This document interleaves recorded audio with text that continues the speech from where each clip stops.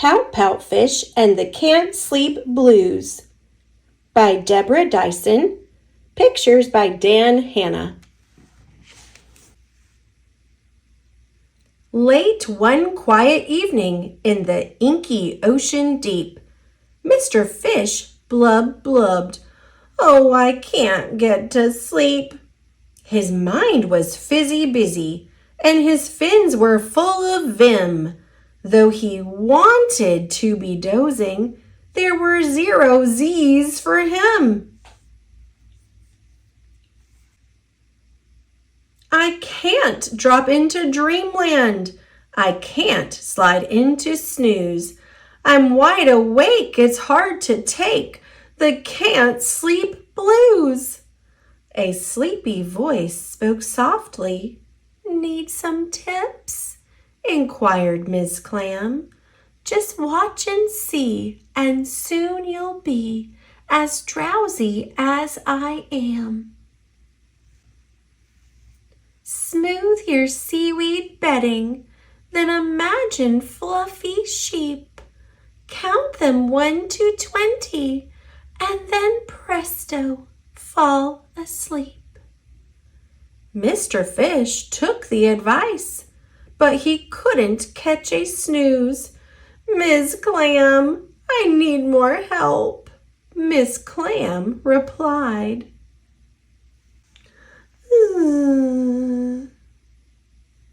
Then a sleepy voice spoke softly. "Here's an even better fix you will love," said Mr. Crab. "All my get-to-sleep quick tricks. Just put on purple PJs and 5 or 6 orange socks. Then soothe your busy thinking on a pillow made of rocks." Mr. Fish took the advice, but he couldn't catch a snooze. "Mr. Crab, what now?" Mr. Crab replied.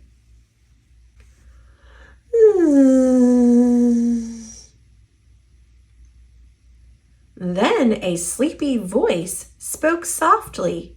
"Here is what I would suggest, guaranteed," said Mr. Eel, "to yield a pleasant night's rest. First, ripple to the left, then ripple to the right. Next, swirl in a circle, swoosh, swoosh, nighty night." Mr. Fish took the advice, but he couldn't catch a snooze.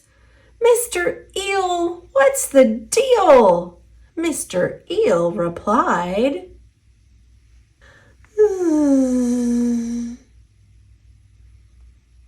Then a sleepy voice spoke softly.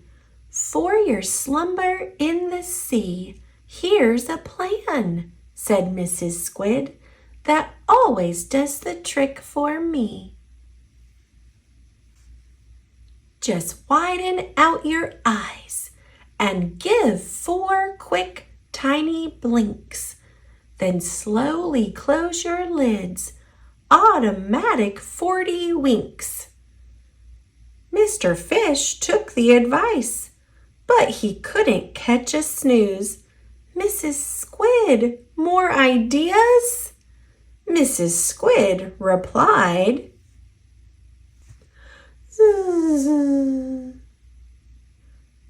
Then Mr. Fish heard nothing, just a symphony of snore.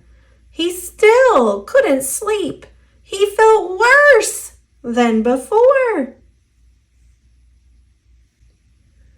"I took all of their suggestions, which I followed to a T.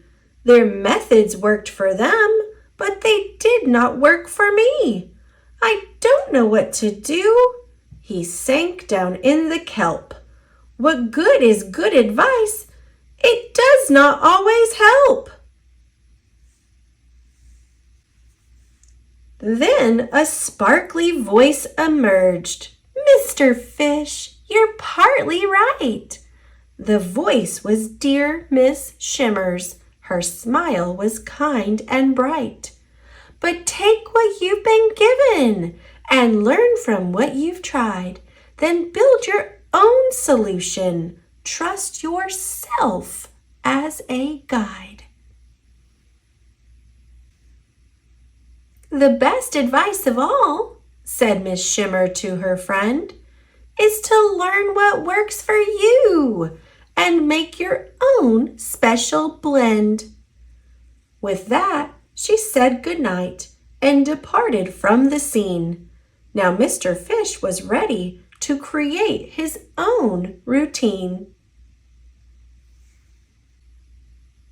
I'll settle in my spot. I'll smooth my seaweed bed. I'll smooch my snoozy snugly, then I'll clear my busy head.